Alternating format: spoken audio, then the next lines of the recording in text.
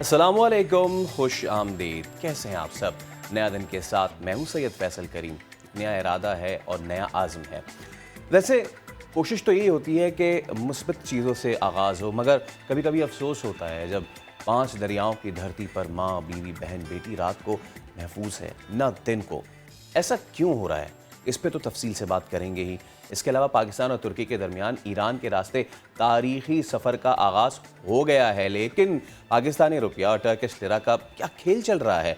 मईशत की अहम तरीन खबर के साथ साथ चोलिस्तान के सहरा के महल की पुरस्कारियत का जिक्र भी करेंगे, और साथ ये भी कि अब खुश रहने की तालीम भी दी जाएगी और डिग्री भी मिलेगी। इसके अलावा गिलगित बल्तिस्तान के मुनफरिद फेस्टिवल्स का होगा जिक्र, और कबूतर पर होने वाले जुल्म का भी जिक्र करेंगे, और ये जुल्म कोई और नहीं, हम ही कर रहे हैं।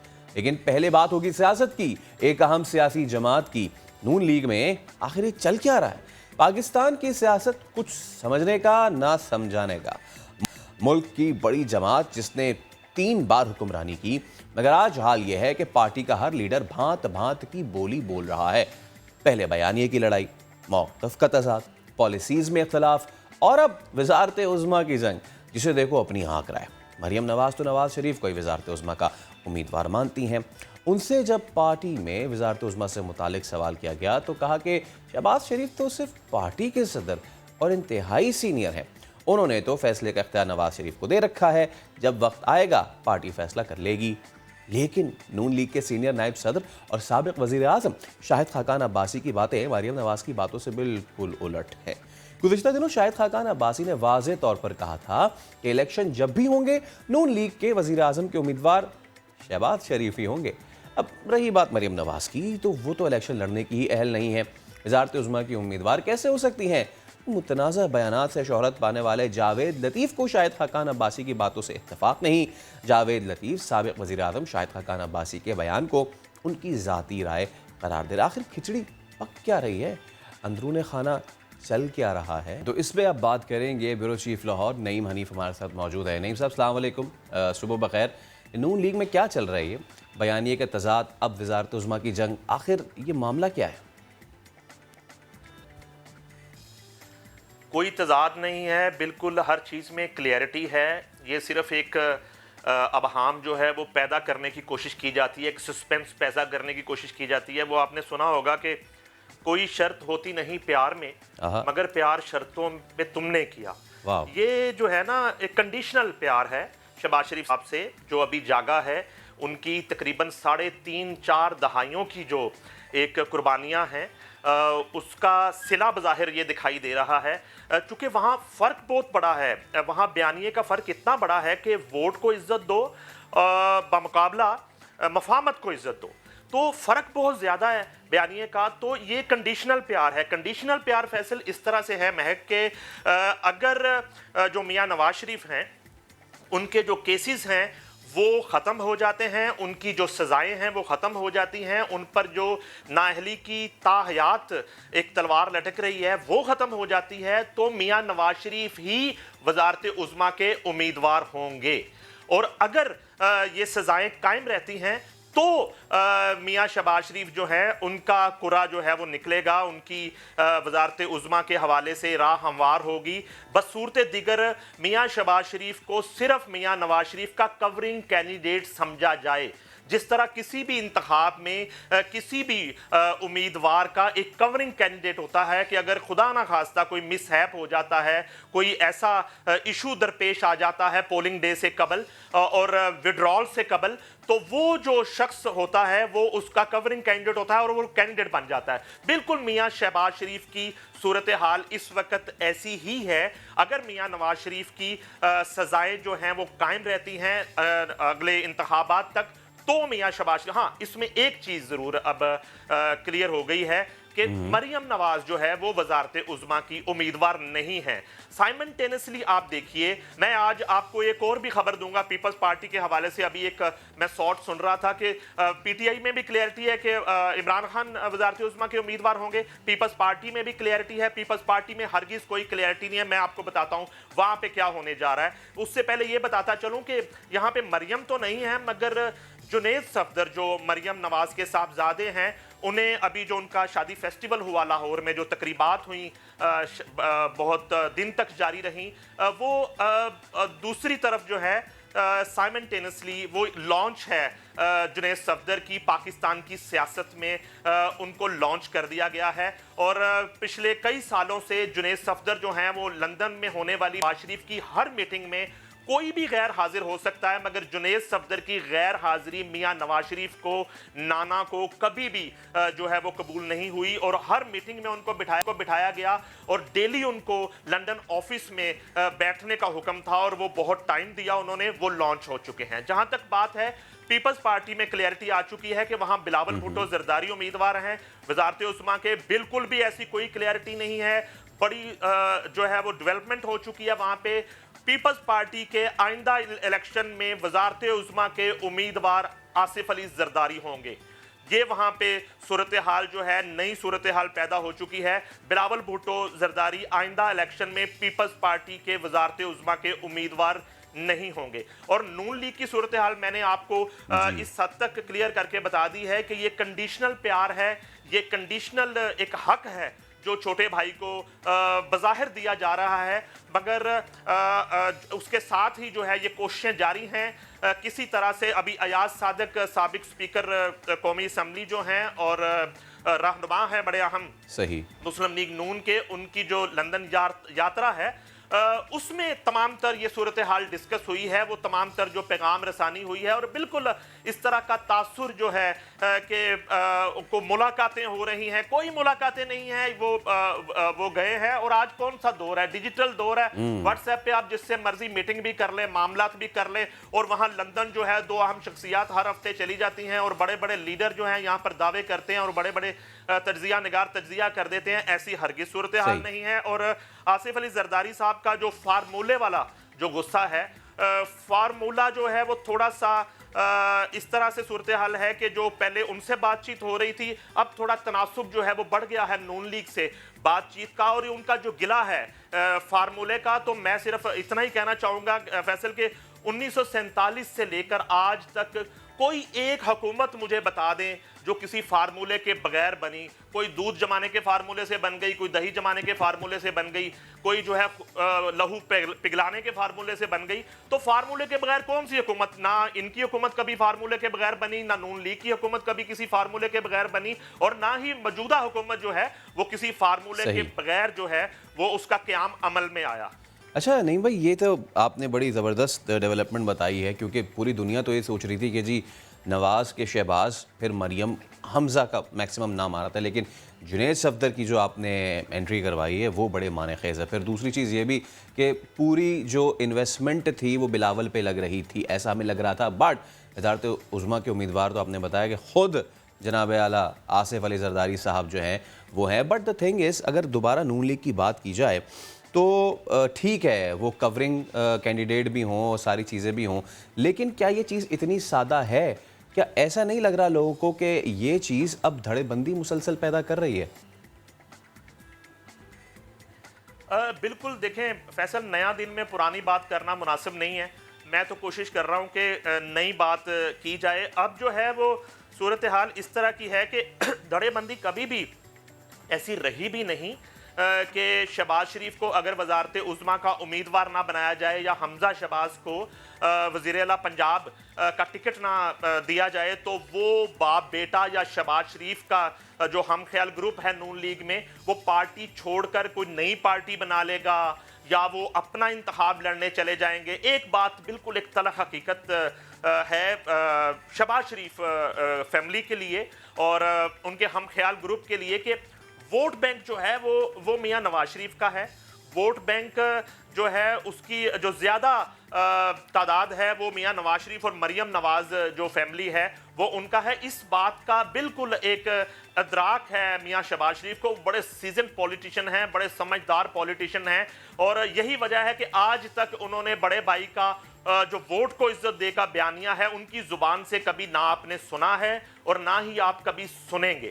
تو کہیں نہ کہیں وہ بھی کسی فارمولے پہ چل رہے ہیں، تو یقیناً ان کی قبولیت جو ہے وہ قدرے زیادہ ہے، بلکہ بہت زیادہ ہے بنسبت میاں نواز شریف اور مریم نواز کا جو بیانیہ ہے اور ان کی جو گفتگو رہی. ہاں اس کے ساتھ ساتھ یہ ضرور ہے اب ایک پریشر ڈیولپ ہو رہا ہے پارٹی کے اندر. زیادہ تعداد ان ایم این ایز کی ہے, ان ایم پی ایز کی ہے, ان پارلیمنٹیرینز کی ہے, ان سینیٹرز کی ہے جو نون لیگ کے ایوانوں میں بیٹھے ہیں کہ کب تک ہم جو ہے میاں نواز شریف کی انا کی بھینٹ چڑھتے رہیں گے, کب تک جو ہے ہم اس بیانیے کی سزا بھگتتے رہیں گے, ہمارا کیا قصور ہے. تو لہٰذا جو صاف ستھرے پارلیمنٹیرین ہیں, جو نیب میں نہیں ہیں, جو اینٹی کرپشن میں نہیں ہیں, جو جن پہ منی لانڈرنگ کے کیسز نہیں ہیں, وہ یقیناً اب یہ فیصلہ کر رہے ہیں. اور یہ لاوا جو ہے ایک ابل رہا ہے کہ وہ میاں شہباز شریف کا جو بیانیہ ہے اس موقف کو اختیار کرنے جا رہے ہیں. شاید کسی سٹیج پر اگر یہ تقسیم ہوتی بھی ہے تو میاں شہباز شریف کے حق میں وہاں بھی ایک آواز بلند ہو سکتی ہے. نہیں منیف صاحب, بہت شکریہ. جیسے کہ آپ نے کہا کہ نئے دن میں ہوتی بھی نہیں, تو کافی نئی ڈیولپمنٹس آپ نے بتائی جو آگے چل کے پاکستانی سیاست کو کیا رخ دیں گی, یہ تو وقت بتائے گا. آگے بڑھتے ہیں اور کچھ سوشل ایشوز کی بات کرتے ہیں, کچھ ایسے ایشوز جو ایک سٹگما کی طرح چپکے رہتے ہیں ہمارے معاشرے سے. چار دیواری سے باہر تحفظ ملتا ہے, نہ گھر میں امان ملتی ہے. پنجاب میں 3 سال کے دوران 3000 سے زائد خواتین کو قتل کیا گیا ہے. 40% کی جان گھریلو تشدد میں لی گئی ہے. صنف نازک کے ساتھ کہاں کیا ہوا, کون سے 3 شہر خواتین کے لیے انتہائی غیر محفوظ ہے, پہلے اس پہ رپورٹ دیکھتے ہیں.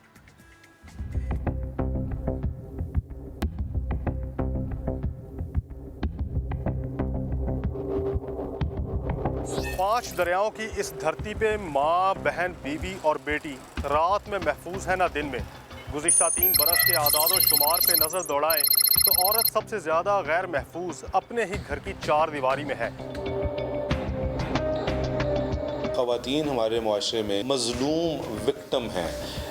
یہ بہن کے طور پہ, بیٹی کے طور پہ بھی سفر کرتی ہیں, یہ بیوی کے طور پہ بھی سفر کرتی ہیں. گائیڈ کرنے کے لیے سیمینارز ہوں, اویئرنیس کے لیے کوئی کیمپینز وغیرہ ہوں کہ ہمیں بتاؤ کہ ہمارے لیے کیا کیا لاز بنے ہوئے ہیں. پنجاب کے 3 بڑے شہر لاہور, فیصل آباد اور راول پنڈی عورت کے لیے بڑے ہی غیر محفوظ رہے. 3 سال کے دوران لاہور میں 291 خواتین کو قتل کیا گیا, جن میں سے 94 کی جان گھریلو ناچاکیوں پر لی گئی. فیصل آباد 222 خواتین کے قتل کے ساتھ صنف نازک کے لیے حساس ترین شہروں کی فہرست میں دوسرے نمبر پہ ہے, جہاں 88 خواتین خاندانی جھگڑوں کی نظر ہو گئیں. راول پنڈی میں 168 خواتین کو موت کے گھاٹ اتارا گیا, جن میں سے 76 کسی نہ کسی اپنے کے ہاتھوں ماری گئیں. یہ سمجھتے ہیں ہم ہمارے معاشرے میں مرد کہ ہماری بیوی ہے یا بہن ہے یا ہماری بیٹی ہے, یہ ایسے ہے جیسے اللہ معاف کرے ہماری ملکیت ہے, تو ہم بہت زیادہ پھر اس کے اوپر حق جتاتے ہوئے جان بھی لے لیتے ہیں. حکمران عورت کے تحفظ کے دعوے کرتے رہے, قوانین اور ان کو نافذ کرنے والے ادارے زبانی جمع خرچ کے علاوہ کچھ نہ کر سکے, اور معاشرے کی پسماندہ سوچ کسی نہ کسی بہانے کی آڑ میں عورت کا استحصال کیے جا رہی ہے. کیمرہ مین اظہر اقبال کے ساتھ جہانگیر خان, سما, لاہور. اسی پہ بات کریں گے. چیئرپرسن عورت فاؤنڈیشن ممتاز مغل ہمارے ساتھ موجود ہے. ممتاز, السلام علیکم, بہت شکریہ نیا دن کو وقت دینے کے لیے. مجھے بتائیں کہ یہ جو اسٹیٹسٹکس ہیں یہ تو بہت زیادہ ڈراؤنے ہیں. کیا کچھ کیسز سامنے آئے ہیں اور کیا کچھ آپ نے فیس کیا, ذرا بتائیے. بہت شکریہ. سب سے پہلے تو سما کا بہت شکریہ کہ وہ اس طرح کے سماجی ایشو پہ جو ہے آواز اٹھا رہا ہے, اور یہ بہت اچھا آپ نے جو ہے پیکیج بھی جو ڈاکومنٹری دکھائی ہے. لیکن اس میں ہم جب بات کرتے تھے کہ گھریلو تشدد ہے, اور ہمیں گھریلو تشدد کے لیے جب ہم حکومتی اداروں سے بات کرتے تھے, انفلوئنشل سے بات کرتے تھے, تو ان کا کہنا یہ ہوتا تھا کہ گھریلو تشدد جو ہے نا گھر کا معاملہ ہے. لیکن یہ سالوں کی جدوجہد کے بعد جو ہے ہم اپریشیٹ کرتے ہیں پولیس ڈپارٹمنٹ کے رول کو بھی, کہ انہوں نے جو ہے گھریلو تشدد کے حوالے سے جو ہے واقعات کو رپورٹ کرنا شروع کیا. اور آج ہم یہ ریکگنائز ہوا ہے کہ 3 سالوں میں 3000 جو خواتین ہیں وہ تشدد کا شکار ہوئی ہیں, گھریلو تشدد کا. ورنہ مرڈر اور آنر کلنگ اور اس طرح کے واقعات تو جو ہے رپورٹ ہوتے ہی تھے, لیکن گھریلو تشدد جو ہے وہ بالکل رپورٹ نہیں ہوتا تھا. تو اب ایشو یہ ہے کہ یہ جو گھریلو تشدد جو بڑھتا جا رہا ہے معاشرے میں، اس کی روک تھام کے لیے جو قوانین ہماری حکومتوں نے چاروں صوبوں میں بنائے ہیں اور خاص طور پہ پنجاب میں جو بنائے ہیں، اس پر صحیح طرح سے عمل درآمد کرنے کی ضرورت ہے. اور وہ عمل درآمد تب ہی ممکن ہو سکتا ہے جب حکومت کی ول ساتھ ہو، اور ول جو ہوتی ہے حکومت کی وہ ٹرانسلیٹ ہوتی ہے آپ کے بجٹ کے ساتھ. کہ جب حکومت گھریلو تشدد کے حوالے سے جو وائلنس اگینسٹ وومن کا بل جو 2016 میں ہمارے ہاں پاس ہوا، جس کے تحت جو ہے ہر شہر میں جو ہے وائلنس کے نہ صرف سینٹر جو بنائے جانے تھے وہ ابھی تک نہیں بن پائے، صرف ملتان میں ایک سینٹر بن پایا ہے. اس کے ساتھ ساتھ نہ صرف سینٹر بننا تھا بلکہ اس کے ساتھ ساتھ اور بھی بہت ساری سہولیات جو تھیں جو گھریلو تشدد کی خواتین متاثرہ تھیں ان کے لیے دی جانی تھی، وہ ابھی تک نہیں دی گئیں. تو ضرورت اس بات کی ہے کہ جو سوسائٹی میں یہ بڑھتا ہوا تشدد ہے، گھریلو تشدد جو ہے، اس کے جہاں پہ قانون سازی ہو رہی ہے وہاں پہ جو ہے آگاہی جو ہے وہ دینے کی بہت ضرورت ہے. اور خاص طور پہ جو گھریلو تشدد کی جو وجوہات ہیں جس میں جو ہے آپ کے ہاں مہنگائی ہے، غربت ہے، کم آمدنی ہے، بے روزگاری ہے، عدم برداشت جو ہے وہ بڑھتی جا رہی ہے. ان وجوہات کو ہمیں کم کرنے کے لیے، روکنے کے لیے جو ہے حکومتی سطح پہ جو ہے زیادہ کام کرنے کی ضرورت ہے. اچھا ممتاز، جیسے کہ آپ نے کہا کہ جو ہے وہ اس کے لا بنے، پھر اس پہ کام ہوا، اس پہ آواز اٹھی، اس کے بعد کچھ سینٹرز بننے تھے جو نہیں بنے. لیکن ایک چیز جو دیکھنے میں آتی ہے کہ جب بھی اس طرح کی عورت کے ساتھ معاملات ہوتے ہیں، خاص طور پہ گھریلو جو تشدد ہوتا ہے، تو وہ ان سینٹرز پہ جانے کو زیادہ ترجیح دیتی ہیں بجائے جو علاقے کا تھانہ ہے وہاں جانے کے. کیونکہ اگر اس طرح کی کوئی چیز ہو، یہ ڈومیسٹک وائلنس ہوا ہے، تو وہ بھی جو ہے رپورٹ ہونا چاہیے، لیکن وہ نہیں ہوتا ہے. سینٹرز دیکھیں ٹھیک ہے نا، تو یہ میں جاننا آپ سے چاہوں گا کہ یہ پولیس پہ ڈسٹرسٹ ہے یا کیا چیز ہے؟ بالکل. جو ہمارے ہاں جو تھانوں کا ہمارے ہاں ماحول ہے، جو ان کے حوالے سے جو ہمارے ہاں ایک امیج ہوتا ہے لوگوں کے اندر کہ خواتین کا پولیس، اگر ایک خاتون جو ہے وہ پولیس میں چلی جاتی ہے تو وہ گھر والے فیملی علاقے والے وہ کہتے ہیں کہ ہاں اس کی اتنی ضرورت ہے کہ یعنی کہ ان کے ہاں یہ ایک جو ہے بالکل بہت غیر مناسب سمجھا جاتا ہے کہ خاتون کوئی جو ہے اپنا معاملہ لے کے جو ہے وہ پولیس یا تھانے میں جائے. تو اس لیے ہم نے جو ہے یہ وائلنس اگینسٹ وومن سینٹر جو ہے وہ بنانے کی بات کی تھی، کیونکہ وہاں پہ ایک انوائرمنٹ ہوتا ہے کہ پولیس میں جو ہے وہاں پہ خواتین بہت کم ہیں. پھر وہاں کا پولیس کا جو ایک کرمنل وہاں پہ جو گفتگو ہوتی ہے، وہاں پہ جو بات چیت ہوتی ہے، اور وہاں پہ جس طرح کا لوگوں کا آنا جانا ہوتا ہے، تو وہ خواتین اپنی بات جو ہے وہ اس طرح سے بتا نہیں پاتی. تو ہم نے اس کے لیے ایک جو ہے پائلٹ کیا تھا ایک پروگرام، جس پہ ہم نے جینڈر ڈیسک بنائے تھے مختلف وائلنس اگینسٹ وومن سینٹرز میں اور مختلف کمیونٹیز میں خواتین کو آگاہی دینے کے لیے. تو اس کانٹیکس میں جو ہے ہم نے دیکھا ہے کہ خواتین کے ساتھ بات کرنے میں زیادہ کمفرٹیبل محسوس کرتی ہیں. وہ وہاں پہ جب آتی ہیں تو وہاں پہ ایک ماحول ہی ڈیفرنٹ ہوتا ہے. جیسے اگر ہم ملتان کے وائلنس اگینسٹ وومن سینٹر کی بات کریں تو جب وہاں پہ خواتین اور مرد دونوں جاتے ہیں تو وہاں کا انوائرمنٹ پولیس تھانے والا انوائرمنٹ نہیں ہوتا. وہ کھل کے اپنی بات بتاتی ہیں، وہاں مشورہ لیتی ہیں، لوگ جو ان کو لیگل ایڈوائس چاہیے ہوتی ہے وہ لیتی ہیں، سائیکولوجیکل کاؤنسلنگ چاہیے ہوتی ہے وہ لیتی ہیں. تو ہمیں یہ لگا، اسی وجہ سے ہم یہ کہتے ہیں کہ پولیس یا تھانے کا انوائرمنٹ جو ہے اس کو بھی بہتر کرنے کی ضرورت ہے. وہاں پہ ہمیں خواتین کو زیادہ امپلائی کرنے کی ضرورت ہے، کیونکہ جب خواتین وہاں بیٹھی ہوں گی تو وہاں پہ خواتین جا کے اپنی بات آسانی سے کھل کے بتا سکیں گی کہ ہاں یہ معاملات ہیں. اور بہت سارے معاملات میں تو خواتین کو جو ہے پولیس کی اتنی مدد نہیں چاہیے ہوتی، ان کو جسٹ کاؤنسلنگ چاہیے ہوتی ہے، فیملیز کو کاؤنسلنگ چاہیے ہوتی ہے، جس کی وجہ سے جو ہے لیکن جب خاتون پولیس میں چلی جاتی، تھانے میں چلی جاتی ہے، تو وہاں جہاں جو ہمارا روایتی کلچر ہے وہاں پہ جب وہ اپنی درخواست لکھنے لگتی ہے تو اس میں بہت ساری ایسی غیر ضروری باتیں لکھ دی جاتی ہیں جو کہ خواتین کے کیسز کو اور کمزور کر دیتی ہیں، ان کی بات چیت کو اور جو ہے ان کے لیے اور مسائل کھڑے کر دیتی ہیں. تو ہمیں جو پولیس کے ساتھ جو کام کرنے کی ضرورت ہے کہ وہاں پہ جو ہے باقاعدہ جینڈر ڈیسک بنائے جائیں، وہاں پہ خواتین جو ہیں زیادہ امپلائی کی جائیں، تاکہ خواتین کے لیے وہ اسی طرح ہو جس طرح وہ کہیں نادرا کے آفس جاتی ہیں یا یونین کونسل کے آفس جاتی ہیں. تو تھانوں کے ماحول کو زیادہ بہتر بنانے کی ضرورت ہے. ابھی کچھ اقدامات پولیس میں ہوئے بھی ہیں، کچھ سینٹر ہم نے لاہور میں دیکھے ہیں جہاں پہ خواتین جینڈر ڈیسک آفیسرز بٹھائی ہیں، فرنٹ آفیسرز بٹھائی ہیں. تو وہاں پہ خواتین کا آنا جانا وہاں پہ خواتین کو جو ان کو معلومات چاہیے ہوتی ہیں یا جو ان کو اپنی FIR درج کرارا ہوتی ہے، تو یہ رپورٹیں اگر ہم جو دیکھ رہے ہیں کہ 3000 کیسز رپورٹ ہوئے ہیں، تو یہ انہی وجوہات کی بنا پہ ہوئے ہیں جہاں پہ تھانوں کا ماحول بہتر تھا تو خواتین کی ایکسیس جو ہے وہ بہتر ہوئی ہے۔ اچھا یہ بتائیں ممتاز کہ آبویسلی خواتین جو ہیں وہ جا کے اپنا کیس پلیڈ بھی کرتی ہیں، وہ بتاتی بھی ہیں، کیا اب وقت یہ نہیں آ گیا کہ جو مرد حضرات ہیں ان کی ٹریننگ بھی کی جائے؟ ٹھیک ہے عورت کو یہ حق بالکل ملنا چاہیے، یہ ساری چیزیں ہونی چاہیے، اور اب یہ ایسے سینٹرز میں نہ صرف یہ کہ عورت کی جو ہے داد رسی کی جائے بلکہ اس عورت کو وہاں تک پہنچنے سے ہی روکا جائے، اور اس کی پہلی کڑی یہی ہے کہ جو گھر میں مرد حضرات ہیں ان کی ایجوکیشن کی جائے کہ بھائی ہاتھ اٹھانے سے کوئی مرد نہیں ہو جاتا۔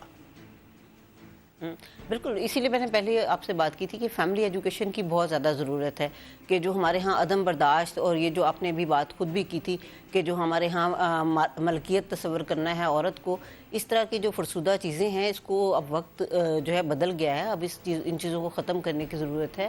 اب ہم جو ہے ایک گھر کے اندر جو ہے ہر بندے کو اپنا رول ادا کرنے کی ضرورت ہے کہ وہ خاتون کو خاتون انسان سمجھے، نہ کہ ان کو اپنی ملکیت جو ہے اس کو تصور کریں، اور جب یہ چیزیں ہم پروموٹ کریں گے تو ڈیفینیٹلی جو گھریلو تشدد ہے وہ اس میں کمی بھی آئے گی، اور ہم یہ سمجھتے بھی ہیں کہ اگر آپ اپنے گھر میں اس طرح خواتین کو دبا کے رکھیں گے، خواتین پہ تشدد کریں گے تو اس سے گھر کا ماحول جو ہے وہ اور زیادہ خراب ہوگا، اور جب آپ کے گھر کا ماحول خراب ہوگا تو ڈیفینیٹلی وہ اس کا اثر جو ہے بچوں پہ بھی پڑتا ہے، آپ کے فیملی ریلیشنز پہ بھی پڑتا ہے، اور اتنی بڑی آبادی کو ہم جو ہے ذہنی دباؤ میں رکھ کے جو ہے ترقی کی بات بھی نہیں کر سکتے، اور معاشرے کی خوشحالی کی بات بھی نہیں کر سکتے، تو بہت ضروری ہے فیملی ایجوکیشن، بہت ضروری ہے یہ کہ فیملی کو ایجوکیٹ۔ شکریہ ممتاز آپ کا۔ اب وقت آ گیا ہے کہ اس چیز کو ایسے ایڈریس کیا جائے کہ صرف تھانوں اور سینٹرز تک محدود نہ کیا جائے بلکہ گھروں میں ایجوکیٹ کیا جائے کہ یہ معاملات اتنے بگڑے نہ بھی۔ ایک بریک لے رہے، بریک کے اس پر حاضر ہوں گے تو مزید ہوگی گفتگو، ہمارے ساتھ رہیے۔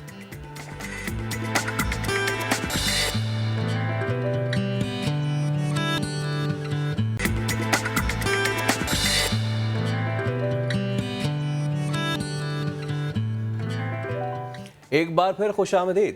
تہران ہو اگر عالم مشرق کا جنیوا، ممکن ہے کہ اقوام کی تقدیر بدل جائے۔ ویسے اس میں اگر استنبول بھی ملا لیا جائے تو کیا ہی بات ہے، اور ہوا یہی ہے، یعنی کہ اسلام آباد تہران استنبول مال بردار ریل گاڑی کا ہوا ہے آغاز۔ اسلام آباد سے مال بردار ریل گاڑی روانہ ہو گئی، اور یہ مال گاڑی پاکستان کے اندر 1990 کلومیٹر کا فاصلہ طے کرے گی، پھر پہنچے گی تفتان، اور تفتان کے راستے داخل ہوگی ایران میں، جہاں زاہدان اس کا پہلا پڑاؤ ہوگا۔ زاہدان سے چلے گی، پھر 2603 کلومیٹر سفر کر کے ریل گاڑی ترکی پہنچے گی، اور 1850 کلومیٹر کا مزید سفر اسے منزل پر پہنچا دے گا۔ 13 بوگیوں پر مشتمل پہلی ریل گاڑی میں مال ڈھونے کی گنجائش 80,000 ٹن ہے۔ افتتاحی گاڑی پر چاول، کھجور اور پاکستان کا مشہور زمانہ گلابی نمک پنک سالٹ لدا ہوا ہے۔ اس ریل سے پاکستان ریلوے کو پہلے سال $3.25 کروڑ آمدنی کی توقع ہے۔ اسلام آباد سے استنبول کی مسافت 14 دن میں طے ہوگی۔ ترک سفیر امید رکھتے ہیں کہ پاکستان ریلوے جلد تینوں ممالک کے درمیان مسافر بردار ریل چلانے کا بھی اہتمام کرے گی۔ تو ابھی تو مال بردار ٹرین چلی ہے، سوچیں کہ جب یہ مسافر بردار ریل چلے گی تو کتنا فائدہ ہوگا، اور آپ یہاں سے ایران اور ایران سے ہوتے ہوئے ترکی بآسانی پہنچ سکیں گے۔ ہاں، اس کے لیے شرط یہ ہے کہ ٹرین اچھی ہو، جو ہماری والی ہیں جو کبھی چائے لینے پھاٹک پہ رک جاتے ہیں ملیر پہ، اور کبھی لاہور میں دہی لینے کے لیے اتر جاتے ہیں۔ اگر وہ ٹرین ہوئی تو پھر 14 دن پتہ نہیں 14 سال نہ لگے پہنچنے میں۔ خیر، آگے چلتے ہیں اور معیشت کی بات کرتے ہیں۔ ذکر ہم کرنسی کا کریں گے۔ یہ ممکن نہیں ہے کہ پاکستان اور ترکی جو ہیں ان کی ہم بات نہ کریں، دونوں کے معاشی حالات، ایک دونوں کی کرنسیاں جو ہیں وہ گراوٹ کا شکار ہیں، مگر دونوں ممالک کے معاشی فیصلوں میں ہمیں زمین آسمان کا فرق نظر آتا ہے۔ ٹرکش لیرا جو ہے وہ کبھی 26 پاکستانی روپے کے برابر تھا، گرتے گرتے 13 روپے پر آ گیا تھا، لیکن پھر ہوا کیا؟ ٹرکی نے شرح سود میں اضافہ نہیں کیا بلکہ اس میں کمی کر دی۔ دوسری جانب پاکستان کا معاملہ یہ ہے کہ ایک جانب روپیہ زوال پذیر ہے، دوسری جانب سود کی شرح بھی بڑھتی جا رہی ہے۔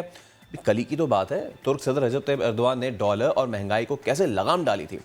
टर्किश लिरा जो कल तक शदीद दबाव में था मुसलसल कदर खो रहा था। ऐसे में एर्दोगान ने नया मालियाती निज़ाम लाने का ऐलान कर दिया।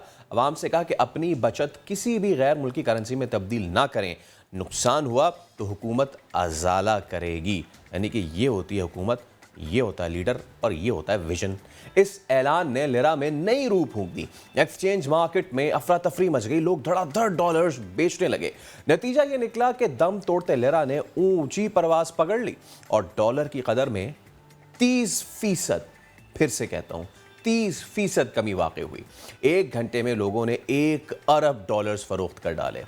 इस वक्त एक अमरीकी डॉलर 11.29 टर्किश लिरा के बराबर है, जो गुज़िश्ता हफ्ते डॉलर 18 लिरा तक पहुंच गया था। इधर पाकिस्तान के हवाले से खबर थोड़ी तशवीशनाक है।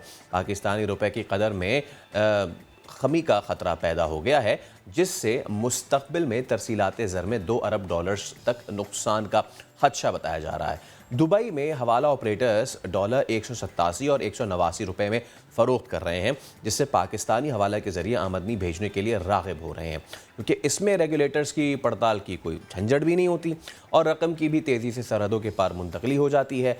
लेन देन का ये गैर कानूनी निज़ाम मजबूत से मजबूत तर होता जा रहा है। तो इसी पर बात करने के लिए हमारे साथ मौजूद है मलिक बोस्तान, चेयरमैन है फॉरेक्स एसोसिएशन ऑफ पाकिस्तान के। अस्सलाम वालेकुम मलिक साहब, कैसे हैं आप? खैरियत से? ठीक ठाक है? क्या कहेंगे आप कि इस सारी सूरत हाल पर? 2 मुल्क, करेंसी जो है वो तकरीबन एक, मगर मामलात अलग अलग हैं। हाँ देखो, उनको ईमान की ताकत बहुत ज़्यादा है और तुर्की की जो आप मिसाल दे रहे हैं, तो वो अल्लाह पे भरोसा कर रहे हैं और अल्लाह उनकी मदद भी करता है और फैसले भी बर वक्त करते हैं। हम फैसले हमेशा, तो कहते हैं हमेशा देर से ही आते हैं, हमेशा देर से फैसले करते हैं। नुकसान होने के बाद हमें होश के नास आते हैं। तो वो देखो ना, तुर्की का लीडर, एक तो उन्होंने स्टैंड लिया कि हम इंटरेस्ट रेट नहीं बढ़ाएंगे और हमने फौरन इंटरेस्ट रेट बढ़ाना शुरू कर दिया पिछले 3 सीरीज से। उन्होंने कहा कि हमने तो और कम करेंगे 16 दिसंबर को। बड़े लीरा गिरता है तो गिरने दो, मैं इसको दोबारा गिरदगान में दोबारा इंशाल्लाह लीरा वापस आएगा। फिर उसने ये बयान कर दिया कि आप डॉलर ना खरीदें, मुल्की में रखें और जो नुकसान होगा डॉलर के मतलब में हम देंगे। तो ये इतना बड़ा फैसला था कि आवाम को जो है उसको कॉन्फिडेंस, इतना ईमान की ताकत इतनी मजबूत थी कि उन्हें अल्लाह पर भरोसा करते हुए ये ऐलान कर दिया और अब आपने देखा लीरा वापस बढ़ना शुरू हो गया और लोगों ने डॉलर खरीदना छोड़ दिए, बल्कि बेचना शुरू कर दिए। तो ये होती है ताकत मुल्क की और कौम के जज्बात और कुर्बानियाँ। हमारी कुर्बानी ना फौज के अलावा कोई कुर्बानी देने को तैयार ही नहीं है। तो हमें कुर्बानी, छोटी छोटी कुर्बानी, अगर हम डॉलर ना खरीदें तो कौन सा डॉलर ना खरीदेंगे तो हम मर जाएंगे। आवाम का भी फर्ज बनता है कि डॉलर ना खरीदे। और हम इस वक्त पाकिस्तान क्राइसिस में फॉरेन एक्सचेंज की कमी है और कुछ हमारे गलत फैसले हैं, जो कि मैंने शौकत तरीन साहब को भी बताया था, ट्रेड मिनिस्टर रज़ाक दाऊद को और आला हुकाम को बताया था पिछली मीटिंग में। तो हमने कहा जी हमारे अफगानिस्तान में, क्योंकि जो सारा ये सेटअप चेंज हुआ, आप देखो अगस्त के बाद हुआ है। अगस्त में से पहले डॉलर 157 के करीब था और आज 180 के करीब है और ब्लैक मार्केट में 185 है और हवाला ऑपरेटर जो दुबई में है वो 190 के करीब पहुंच चुका है। तो ये हमें अपने पॉलिसियाँ रिवाइज करनी पड़ेंगी। सबसे पहले अफगानिस्तान की पॉलिसी हमने पिछले शुरू से ये बनाई हुई है कि वहाँ हमारा एक्सपोर्टर अगर अफगानिस्तान में कोई चीज़ एक्सपोर्ट करेगा तो उसके अकाउंट में पहले डॉलर आने चाहिए अफगानिस्तान से, चाहे कैश की सूरत में है चाहे बैंकिंग चैनल से हैं। तो अगस्त से पहले तो उनके पास डॉलर बहुत थे और वहाँ डॉलर की रेल पे 3 अरब डॉलर नेटो और अमेरिका उन्हें हर महीने भेजा था, वो अब फ्रीज हो गए हैं और बाकी अब वहाँ तो खाने को कुछ नहीं है, डॉलर उन्हें खाक देने। तो उनका जो इम्पोर्टर है वो हमारे एक्सपोर्टर को कहता है कि तुम पाकिस्तानी ब्लैक मार्केट से डालो, मेरे ब्याज पे खरीद के अपने अकाउंट में जमा करो और मैं वहाँ हुंडी हवाले से खरीद के आपके अकाउंट में वहाँ दे दूँगा। तो ये दोनों की सेटलमेंट इस तरह हो रही है और सारा बोझ हमारी मार्केट पे आ रहा है, जिससे डॉलर दिन ब दिन ब्लैक मार्केट में भी बढ़ रहा है, हुंडी हवाले में भी रेट बढ़ रहा है और हमारे इंटर बैंक में भी बढ़ रहा है। तो मैंने स्टेट बैंक को और मिनिस्ट्री को और हुकूमत को ये कहा है कि आप इसको बंद करें, बार्टर ट्रेड पे ले आएँ। और अफगानिस्तान का देखो एक्सपोर्ट पहले हमारी 11 करोड़ डॉलर थी, जो कम होकर 3 करोड़ डॉलर पे आ गई है।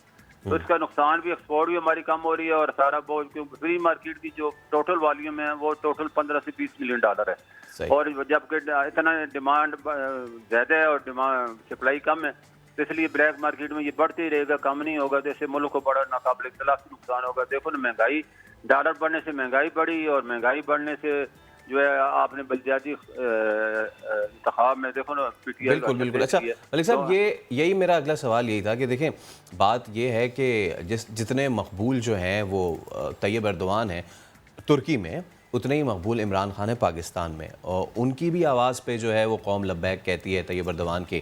آپ کو نہیں لگتا کہ اب مزید بجائے یہ کہنے کے کہ جی ہم مشکل فیصلے کرنے جا رہے ہیں، کیوں نہ اسی طرح کا کوئی اس طرح کا سٹیپ لیا جائے جس میں پوری ملک کو انگیج کیا جائے؟ ضروری نہیں کہ جیسے ٹرکی نے سٹیپ لیا وہی لیں، لیکن اسی طرح کا کوئی اس طرح کا سٹیپ لیں کہ ہم ڈالر کو کسی نہ کسی طرح تو نان آرٹیفیشلی مینیج کریں. اور وہ کیا سٹیپ ہو سکتے ہیں یہ بھی بتائیے. دیکھو جی، ہم نے کل پرسوں ہماری آج بھی میٹنگ ہونی ہے ابھی 10 بجے زوم پہ ڈپٹی گورنر ڈاکٹر عنایت صاحب سے، اور ہم نے تجویز پیش کی تھی کہ ایکسچینج کمپنیاں ہمارا بہت بڑا سورس ہے، ہمارے ہیلپنگ ہینڈ ہے، اکنامک سولجر ہمارے. اور انہوں نے پچھلے سال عمران خان صاحب نے ہمیں 18 میں بلایا تھا اور کہا کہ فارن ایکسچینج کی کمی ہے، آپ فارن ایکسچینج کا بزنس کرتے ہیں تو حکومت کی ہیلپ کریں. اور ان کی لیب بیک پہ ہم نے آج تک 18 سے ابھی تک تقریباً $13 بلین حکومت کو دیے، اور پچھلے سال ہم نے $4 ارب دیے، $4.5 ارب.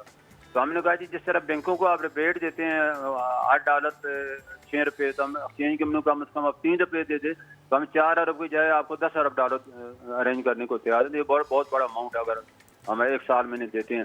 تو انہوں نے وعدہ تو کیا تھا کہ ہم دیں گے. اگر ایک تو پہلا یہ ہم نے مطالبہ کیا تھا ہمارے ساتھ بھی ٹیلا پن نہ کیا جائے، ہمیں بھی اسی طرح بینکوں کی طرح ٹریٹ. ہم بھی کمرشل ادارے ہیں، وہ بھی کمرشل ادارے ہیں. تو ایک ادارے کو آپ دے رہے ہیں اور دوسرے کو کہہ رہے ہیں کہ آپ بس اپنے سورس سے کچھ کریں. تو ہمارا سورس پہ باہر کی جتنی بھی منی ٹرانسفر کمی ہے وہ کہتی ہیں آپ ہمیں کیا دیں گے، ہم انہیں کیا دیں، ہمیں کچھ ملے تو ہم انہیں دیں. تو وہ $3 بعد ڈالر مانگتی ہیں، تو ہم تو $3 اپنا حصہ ان کو دینے کو تیار ہیں تاکہ. اور دوسرا ہم نے مطالبہ کیا کہ اس وقت 300 منی ٹرانسفر انٹرنیشنل کمپنیاں پاکستان میں ورکر ریمیٹنس بھیج رہی ہیں، ہمیں صرف 2 کمپنیاں دی گئی ہیں. تو اگر ہمیں بھی فری ہینڈ بینکوں کی طرح دے دیں اس وقت بینکوں کی طرح، تو ہم انشاءاللہ 3 گنا اس میں بڑھائیں گے. ہمارے 1200 لوکیشن ہیں، ان کی 12,000 لوکیشن ہیں کمرشل بینکوں کی. پھر بھی ہمارا جب پرسنٹیج میں جائیں تو ہمارا 100% ہے، ان کا ہمارے مقابلے میں کچھ بھی نہیں. یہ 2 سٹیپ تھے. تیسرا ہم نے یہ کہا کہ پاکستان کے اگر پچھلے 25 سال کا ریکارڈ دیکھیں، $250 ارب جو ہے پاکستان سے کمرشل بینکوں کے ذریعے غیر ملکی بینکوں میں گیا ہے، جبکہ ہمارے قرضے $125 ارب میں.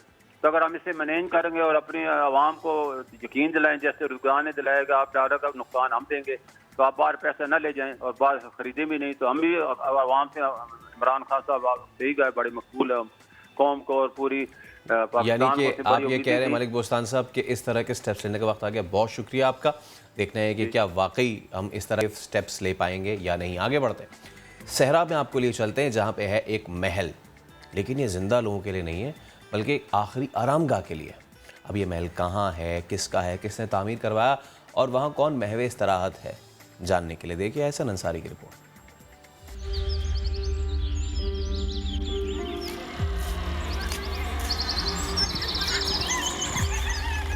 100 سے زائد شہزادے شہزادیاں، راجہ اور ان کی رانیاں، جن کا آخری بسیرا کوئی مقبرہ نہیں بلکہ محل ہے. یہ ہے پاکستان کی خاموش سلطنت، چولستان کے صحرا میں 4 صدیوں سے چلی آ رہی ہے. یہ محل اس لیے بنائے گئے کہ یہاں عباسی خاندان کے نوابوں کی شایان شان تدفین کی جائے.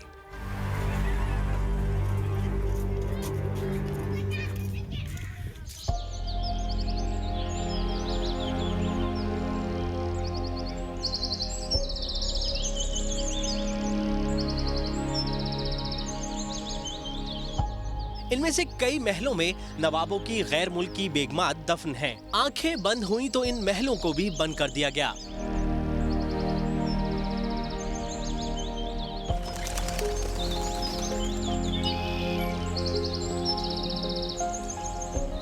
جتنے مقبرے ہیں ان کو سنگ مرمر سے آراستہ کیا گیا ہے، سنگ مرمر کے ہیں وہ، اور اس مقصد کے لیے خصوصی طور پر سنگ مرمر کا کام کرنے والے آگرہ سے بلائے گئے تھے، اور ان کا قیام احمد پور شرقیہ اور ڈیرہ نواب میں تھا. وہ ملازمین تھے.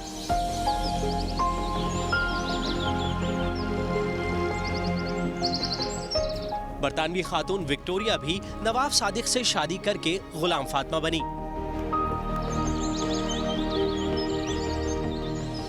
وصیت کی مرنے کے بعد شوہر یعنی بادشاہ کے قدموں میں دفن کیا جائے. سفید سنگ مرمر کی منفرد ڈیزائن کی آپ کو یہ ایک مزار نظر آ رہی ہے. یہ بیسیکلی نواب صادق صاحب کی وہ گوری بیگم تھی کہ جو انگلینڈ سے جو ہے ان کے ساتھ पढ़ाई भी करती रही है और क्लास फेलोज़ भी थी, और जब रियासत में इनको ताजपोशी की गई तो इनकी बाकायदा आपस में शादी हुई, और इस बेगम का नाम जो था फिर इन्होंने मुसलमान होकर इस्लाम कबूल करने के बाद बीबी ग़ुलाम फ़ातिमा इनका नाम था मुसलमानों का।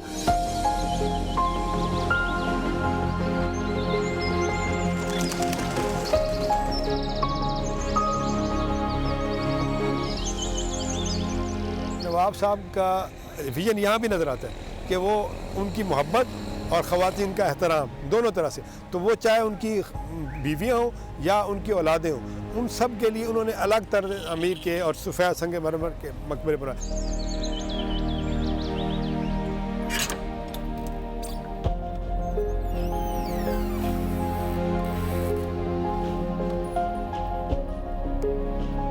शाही कब्रिस्तान का ये वो हिस्सा है जहां रियासत भावलपुर के तमाम नवाबीन एक ही छत तले दफन है।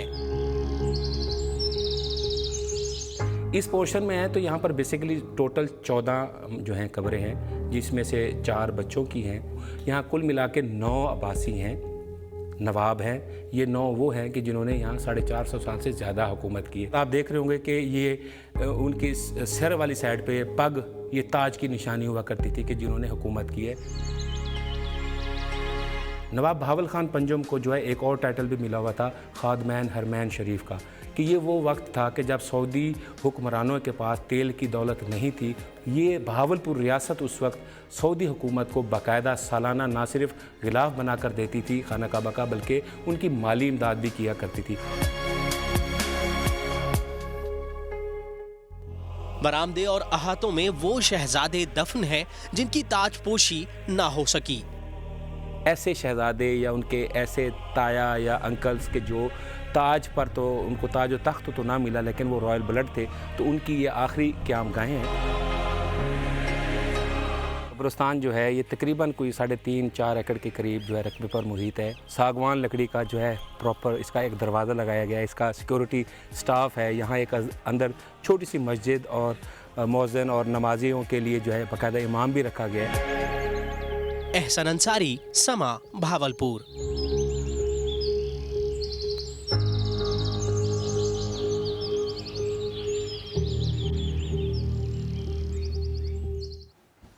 अभी एक ब्रेक लेंगे, उसके बाद हाजिर होंगे तो मजीद होगी बात। रहिए हमारे साथ।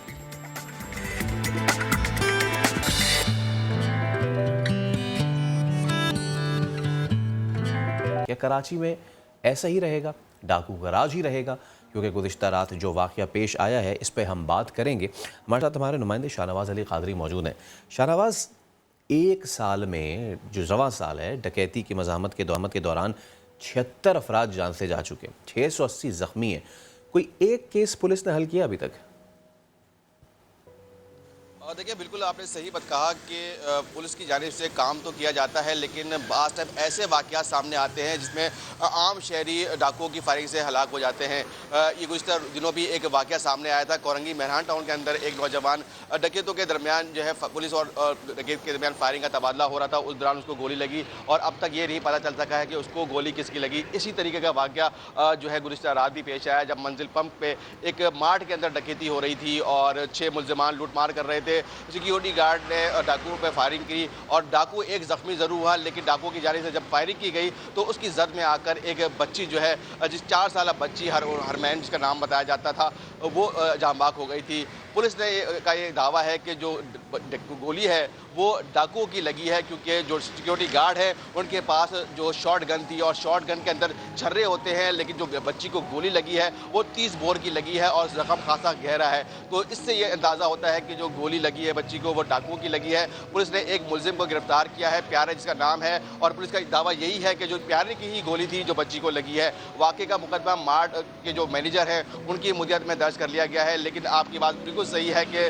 76 अफराद अब तक 11 माह के दौरान जो है डकैती मज़ाहमत पर मारे जा चुके हैं और 680 जो है ज़ख्मी हुए हैं। इस माह और ज़्यादा क्राइम का रेशियो बच पड़ा है। और हमने गुज़िश्ता दिनों एडिशनल IG से भी सवाल किया था कि इतने वाक़यात हो रहे हैं, उन्होंने ये नहीं कहा कि वाक़यात जो है ज़्यादा हो रहे हैं, उन्होंने कहा कि वाक़यात कम हो गए हैं, लेकिन जो ग्राउंड रियलिटीज़ है, CPLC का डेटा है, 76,000 से ज़ायद वारदातें इस साल 11 महीने के दौरान रिकॉर्ड हो चुकी हैं। लेकिन पुलिस का स्टांस बिल्कुल बिल्कुल बैक फुट पर नजर आता है। मुसलमान के सामने पुलिस बेबस नजर आती है। अच्छा शाहनवाज, अब ज़रा इस स्टोरी पे थोड़ा फोकस करते हैं।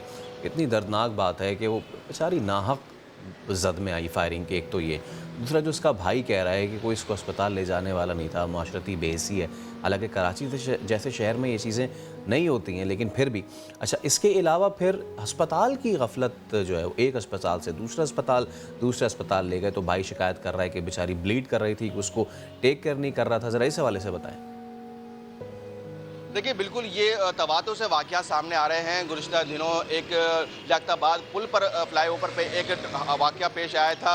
एक नौजवान को गोली लगी थी, ज़ख्मी था, उसको कोई उठाने वाला नहीं था। जब उसको उठाकर मुंतकिल किया गया तो 3 अस्पतालों की गफलत सामने आई। किसी अस्पताल ने लेने से इनकार किया।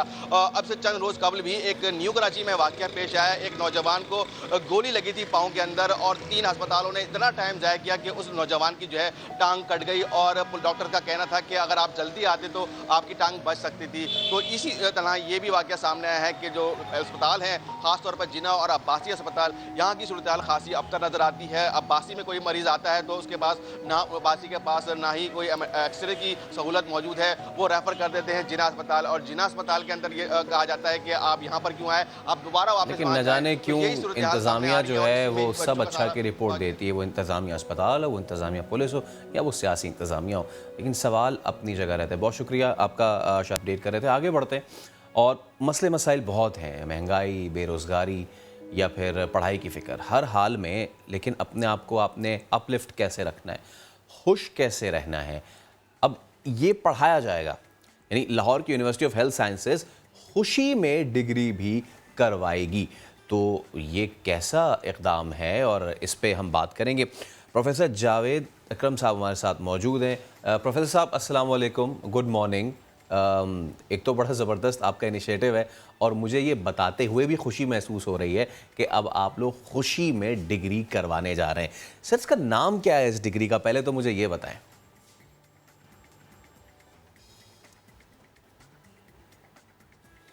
बहुत शुक्रिया फैसल। तो यही मकसद था इसका कि आप लोगों को खुश करें और पाके तमाम खुश होना सीखें, छोटी छोटी चीज़ों को सेलिब्रेट करना सीखें, जैसे आप कर रहे हो अभी। तो इसका नाम है हेल्थ एंड हैप्पीनेस, और ये 2 साल का मास्टर्स प्रोग्राम है, leading on to PhD programme. और ये इसका मकसद बेसिकली ये होगा कि हम असातिज़ा और रोल मॉडल्स और मास्टर ट्रेनर्स इस सब्जेक्ट में, जो कि एक इंतहाई अहमियत का सब्जेक्ट है किसी इंसान के लिए भी और किसी मुल्क के और माशरे के लिए भी, तो इसलिए इसको ना कि हम ये डिग्री प्रोग्राम करेंगे, लेकिन हम एक्सपेक्ट कर रहे हैं कि इसमें टीचर्स क्रिएट करेंगे, ट्रेनर्स क्रिएट करेंगे, जो हमारे आम अंडर ग्रेजुएट प्रोग्राम्स हैं, MBBS का, BDS का, नर्सिंग का, इनमें भी पढ़ाएंगे। इनका भी पार्ट बनेगी हेल्थ एंड हैप्पीनेस, क्योंकि ये हेल्थ एंड हैप्पीनेस दोनों आपस में जुड़े हुए हैं। ज़ाहिर है एक ठीक होगा तो दूसरा ठीक होगा, और ये इंटरेक्ट इनका हर सतह पे, हर लेवल पे, हर डे होता है कि हेल्थ और हैप्पीनेस। इसलिए एक पार्ट इसका फ़िटनेस का है, फ़िज़िकल फ़िटनेस का, जिसको हम हेल्थ कहते हैं, और दूसरा साइकोलॉजिकल फ़िटनेस और साइकोलॉजिकल रिलैक्सेशन की टेक्निक्स हैं जो सिखानी पड़ेंगी हमें माशरे को। Ultimately this is a people centric degree, this is a Pakistan centric degree. तो इसको हम बहुत उम्मीद करते हैं कि हम अपना हिस्सा डाल सकेंगे, जो यूनिवर्सिटीज़ का काम है, इनोवेशंस और इंटरवेंशंस करके, कि लोगों के लिए रिलीफ का बायस बने। प्रोफेसर साहब, आप इससे इत्तफाक करेंगे कि हमारा जो करिकुलम है, ऑब्वियसली पंजाब के भी, कि वो थोड़ा एडवांस्ड है, सिंध बलूचिस्तान बहुत पीछे, लेकिन मजमूई तौर पे भी हमें इसी तरीके के किसी चीज़ की ज़रूरत थी कि हम एडवांस दुनिया के साथ ना सिर्फ कदम से कदम मिला के चल सकें, बल्कि अपनी सोसाइटी के बेटरमेंट के लिए करिकुलम वाइज भी कुछ सोचें। और इस एंडेवर की तो मैं जितनी तारीफ़ करूँ उतनी कम है। यानी कि अब हम ये कह सकेंगे अपने बच्चों को, जब वो पूछेंगे कि यार हम क्या करें, तो हम उनको ये कह सकेंगे यार खुशी में डिग्री कर लो, बड़ा स्कोप है। तो मुझे बताएं कि इसका स्कोप क्या है, क्योंकि आपको पता है हमारा माशरा ऑल मनी ड्रिवन। तो अगर कोई बच्चा आज करना चाहे तो ये बोलेगा यार मैं इसमें करियर कहाँ बनाऊँ, मुझे क्या जॉब मिलेगी?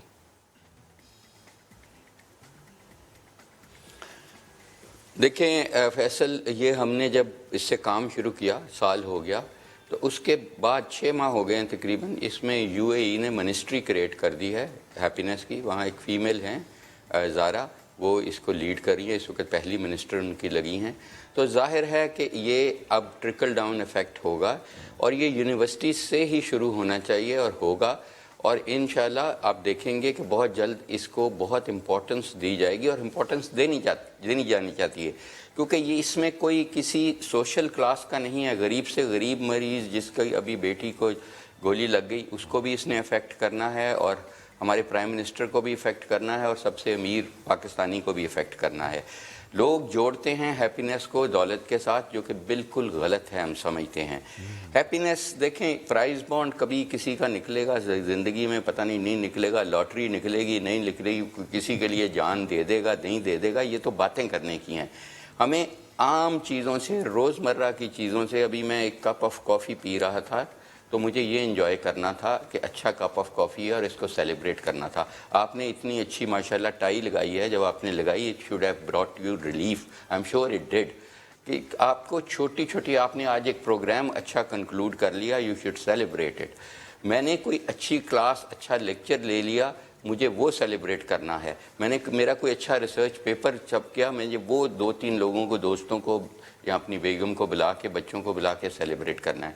تو یہ سیلیبریشن کرنا بہت امپورٹنٹ ہے. دیکھیں آپ نے ایڈورسٹیز ہمارے معاشرے میں بہت ہیں، آپ دکھاتے ہو. ہمارا مارننگ شو ہم ایکسپیکٹ کرتے ہیں کہ ریلیف ہوگا، ہم سے مل کے اس کا تشکیل دیا جائے گا اسکرپٹ، تاکہ ہم یہ چاہیں گے، کیونکہ early morning is the worst time in any human being life. سارے فالج تب ہوتے ہیں، چارے ہارٹ اٹیک، کیونکہ اس وقت جو ہارمفل ہارمونز ہیں آپ کے، جو خوف کے ہارمونز ہیں، کیٹکولامین، ایڈرینالین، نان ایڈرینالین ہائیسٹ ہوتے ہیں. جو سکون کے انڈورفنز ہیں یا آپ کے ڈوپامین ہے، جو اچھے ہارمونز ہیں جو آپ کو پلیئر دیتے ہیں، وہ بالکل ڈاؤن ہوتے ہیں. تو اس لیے اس ٹائم پہ ہماری انٹرونشن، ایک اس کا حصہ یہ بھی ہوگا کہ ہم چینلز کو بتائیں گے جو ہمارے ہی چینلز ہیں کہ ان کو کیا کرنا چاہیے کہ لوگ وہ ولنریبل ٹائم کو، جس میں ان کا ایک دم بلڈ پریشر، ہارٹ ریٹ اور پلیٹلیٹ سٹکنیس بہت بڑی ہوتی ہے، اس کو کیسے فلیٹن ڈاؤن کیا جا سکتا ہے. اور یہ بہت سارے آسان ٹیکنیکس ہیں، اور ان کو اگر روزمرہ کی زندگی میں لے آئیں گے. اور سب سے امپورٹنٹ چیز ہے، دیکھیں میرا اگر ہاتھ جل گیا، اور واقعی جل گیا تھا ایک کانفرنس پہ، بہت بڑی کانفرنس تھی، تو میرے 2 اسپیکٹ تھے نا. میں کہتا میں ہی کیوں، اور اتنی کانفرنس میں اتنی دور گیا چل کے اور ہاتھ جل گیا، اور میں نے کچھ بھی نہیں کیا، میں نے پوری کانفرنس کی. اور اس دن سے آج تک 6 ماہ ہو گیا، میں روز صبح ہاتھ کو اٹھ کے، میری بیگم کہتی ہے ہاتھ کو کیوں دیکھتے ہو؟ میں کہتا ہوں میں خوش ہوتا ہوں کہ آج 10%، 5% ہیل ہو گیا ہے. میں خوش ہوتا ہوں، اللہ کا شکر ادا کرتا ہوں، and I celebrate it. So you know these are the very very small things that you have to celebrate. Learn to celebrate. ہمارے معاشرے میں we have only learn to curse and we have only learn to complain. دیکھیں جب ہمارے معاشرے، ہمارے مذہب میں تو اتنی بڑی چیز ہے کہ آپ کے اور میرے بس میں ہی نہیں ہے، نہ زندہ رہنا، نہ عزت لینا، نہ ذلت لینا، نہ دولت، نہ پیسہ، کوئی میرے اور آپ کے بس میں نہیں ہے. میرے اور آپ کے بس میں ہے نیت کرنا اور ایفرٹ کرنا اور فوکسڈ رہنا. That is it. رزلٹ اللہ تعالیٰ کے. تو پھر ریگریٹ کس چیز کی؟ اللہ تو کہتا ہے کہ میں دوں گا ضرور، دیر سے دے دوں گا. تو صبر اللہ تعالیٰ یہ بھی کہتے ہیں. تو ہمارے مذہب کا بھی، یہ مذہب بھی ہمارے اس ڈگری پروگرام کا بہت بڑا حصہ ہے. ہم سمجھتے ہیں کہ اگر آپ واقعی اچھے مسلمان ہیں تو آپ کے سر سے پہاڑ بھی گزر جائے گا اور آپ پھر بھی اللہ کا شکر ادا کریں گے. اور جب شکر ادا کریں گے تو that will bring you happiness, because وہ امید جگائے گا. جب آپ دعا مانگیں گے دیٹ مین آپ کو اللہ کے گھر سے امید ہے، اور اس کا دامن نہیں چھوڑیں گے تو آپ خوش ہونا سیکھیں گے. تو there are different techniques that will come up. Obesity, blood pressure, ہر دوسرے پاکستانی کو اب 50 سال کی عمر میں 25% کو اب شوگر ہو چکی ہے. Where are we heading? So اس میں فٹنس آنا بھی ضروری ہے، ویٹ مینجمنٹ بھی ضروری ہے، نیوٹریشن بھی ضروری ہے، وہ فزیکل سائڈ ہے. تو میں سمجھتا ہوں this is very very much ordinary Pakistani centric degree. Absolutely. اور میں اب آپ سے پوچھنا چاہوں گا سر کہ کتنا عرصہ ہو گیا اس کو لانچ کیے ہوئے، کتنے اسٹوڈنٹس اس میں انرول ہو چکے ہیں، اور اس کا فیوچر کیسے دیکھتے ہیں؟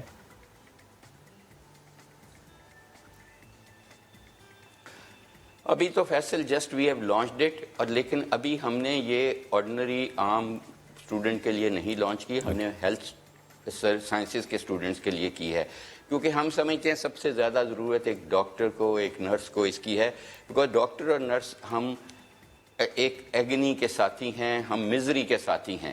دیکھیں میں پریکٹسنگ ڈاکٹر بھی ہوں, میں ICU میں بھی کام کرتا ہوں, میرے ہاتھوں میں لوگ مرتے بھی ہیں اور مرتے رہیں گے انفارچونیٹلی. تو لوگوں کو میں کہتا ہوں آپ کی ماں ایک دفعہ مرتی ہے, میری روز مرتی ہے. جس خاندان کی ایک بزرگ عورت کی میں علاج کرتا ہوں اس کے بچے میرے دوست بن جاتے ہیں, میں اس خاندان کا حصہ بن جاتا ہوں. اس ایک 5 دن کرٹیکل کیئر میں دن رات ان کو بتانا کہ بچ رہی ہے نہیں بچ رہے, جو بھی ان کو کاؤنسل کرنا. تو یہ ایک بہت وی ریمائنڈ پیپل آف ایگنی کہ میرے باپ کی ڈیتھ ان کے ہاتھ میں ہوئی تھی, مجھے فالج ان کے ہاتھ میں ہوا تھا, واٹ ایور یہ ہونا ہے. سوائے اس کے کہ جو obstetrics میں ہمارے کولیگز کام کرتے ہیں, جو بچے کو جنم دیتے ہیں میل بوائے کو, وہ سیلیبریٹ ہوتا ہے. ہمارے تو ہاسپٹل میں سیلیبریشن بہت کم ہوتی ہیں. اس لیے ہم سمجھتے ہیں کہ ہیلتھ کیئر پرووائڈرز کو سب سے بڑی ضرورت ہے اس ڈگری کی.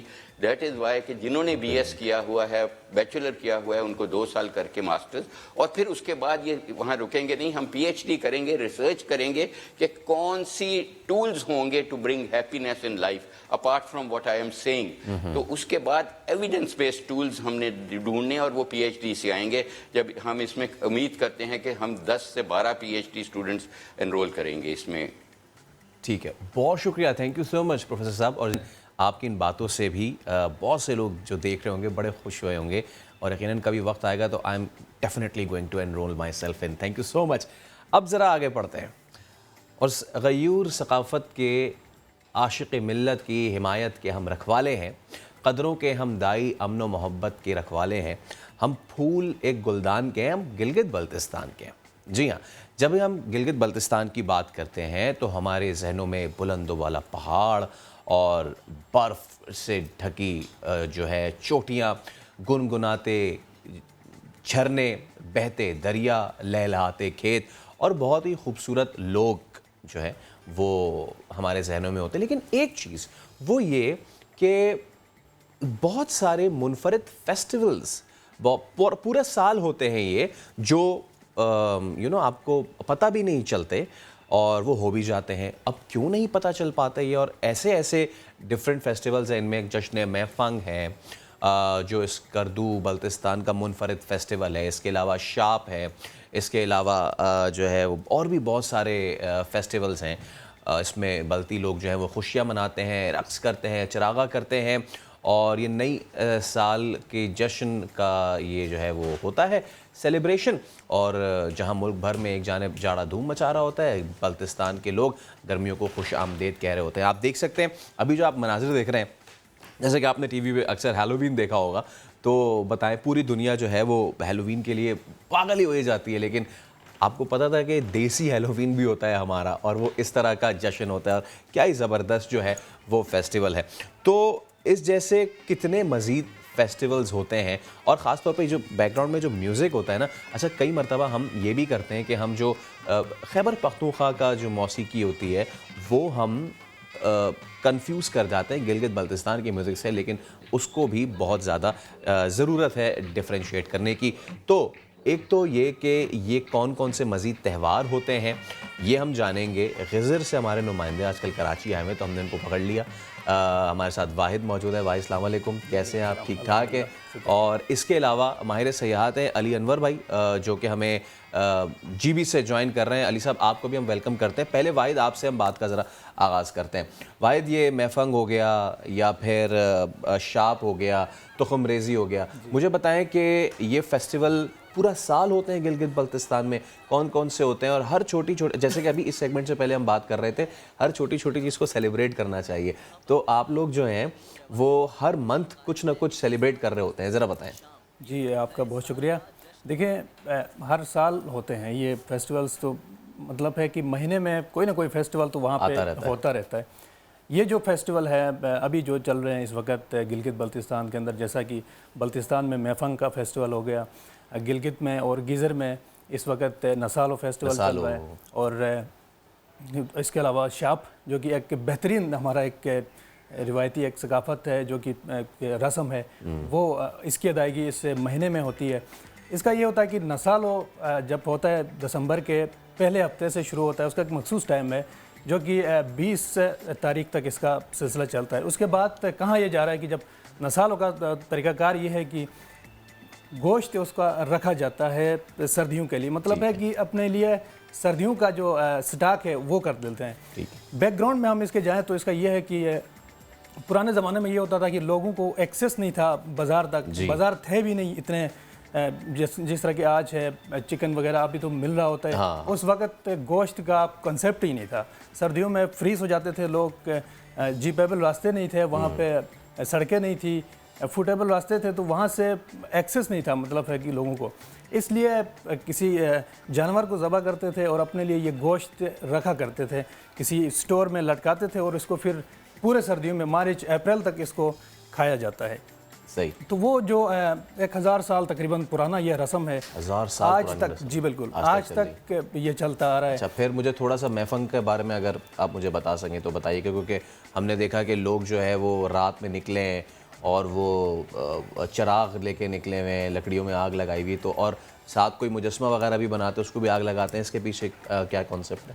میفنگ اصل میں یہ ہے کہ بلتستان میں اس کا رجحان تھوڑا سا زیادہ ہے، تو بلتستان والے لوگ اس کو مناتے ہیں، وہاں پر اس کا بھی نسل اور یہ تخم ریزی کے ساتھ سیم ہی ہے، کیونکہ سردیوں کے بعد جب گرمیاں آتی ہے تو پھر اس کو ویلکم کرنے کے لیے ان لوگوں نے یہ ایک بہترین ان کا ایک رسم ہے وہ ادا کرتے ہیں اس مہینے میں۔ اور یہ جو فیس ماسک لگا کے اور یہ کیا چیز ہے؟ یہ جو میں ہاں، یہ جو فوٹیج میں بھی آپ دیکھ رہے ہیں، یہ شاپ جسے کہتے ہیں، یہ ایک منفرد رسم ہے ہمارے علاقے کا نا، تو وہاں پر لوگ اس طرح کرتے ہیں کہ یہ نسالوں سے ریلیٹ کرتا ہے یہ بھی، تو نسالوں جب ختم ہوتا ہے، اس کا سیزن کلوز ہو جاتا ہے، اس کے بعد پھر اس کا سیزن شروع ہو جاتا ہے، کوئی 10-15 دن کا یہ دورانیہ ہے۔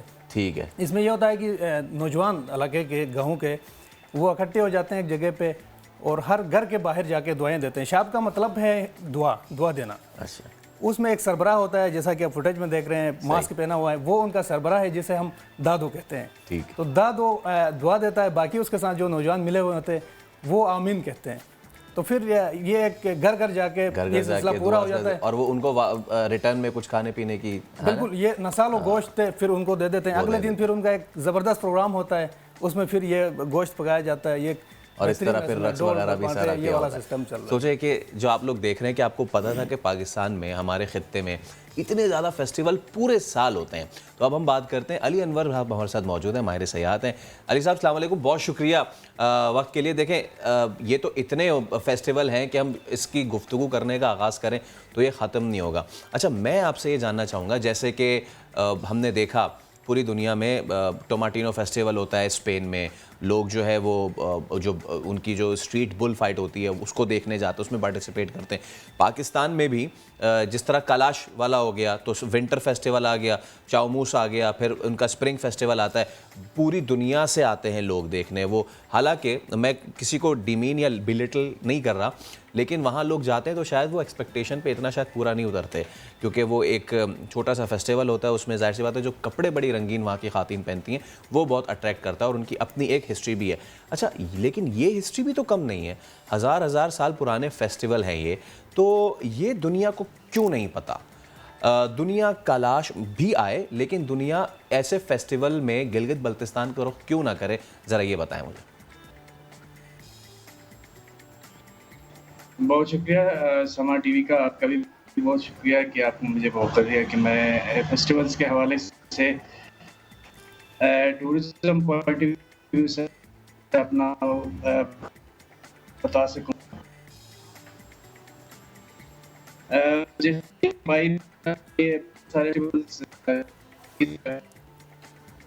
اچھا، ہم دوبارہ آپ سے وہ کرتے ہیں۔ اچھا، یہی بات اگر میں واحد آپ سے کہوں، جیسے کہ کیلاش میں بڑا وہ ہوتا ہے فیسٹیول جو ہے، لوگ جا رہے ہیں دیکھنے، تو آپ کو کیا لگتا ہے کہ یہاں پہ ٹورزم ڈپارٹمنٹ کی کوئی فیلئر نظر آتا ہے کہ وہ ان اتنے خوبصورت فیسٹیولز کو اچھے سے مارکیٹ نہیں کرتی؟ کیونکہ جی بی ہے تو صرف ماؤنٹینئرنگ کے لیے رخ کریں گے لوگ، ورنہ فیسٹیولز کے لیے کیوں نہیں کرتے؟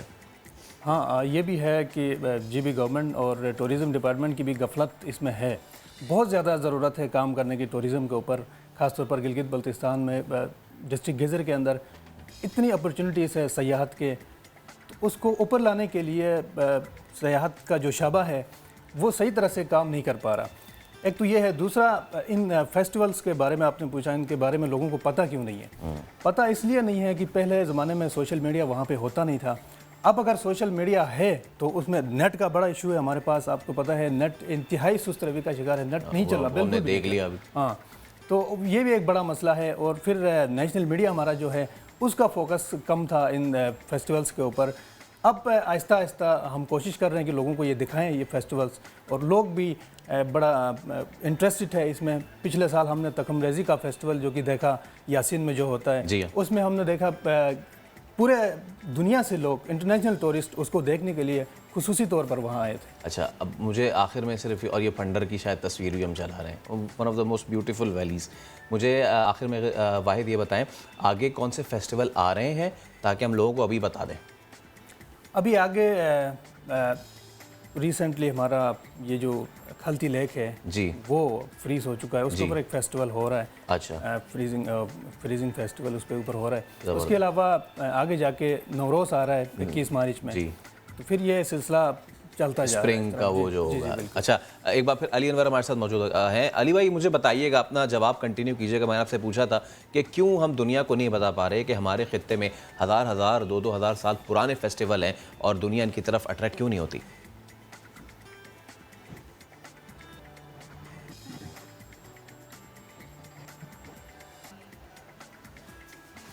अली भाई से हम कभी और मज़ीद बात करेंगे, लेकिन कितनी ही अच्छी ये बात है कि हमारे पास ऐसे रंगीबल हैं कि जिससे ना सिर्फ दुनिया को हम अट्रैक्ट कर सकते हैं बल्कि अच्छा खासा ज़र मुबादला भी हासिल कर सकते हैं। अभी एक ब्रेक ले रहे हैं, ब्रेक को उस पर हासिल होंगे तो मज़ीद बातें होंगी आपके साथ, हमारे साथ रहिएगा।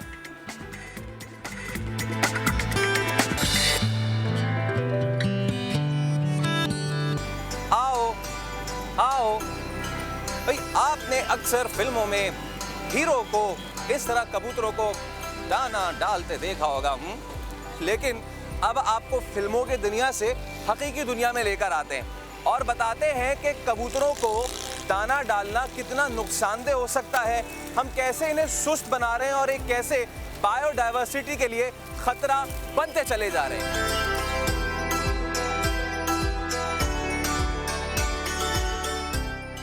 तो ये बड़ा अहम मौजू है।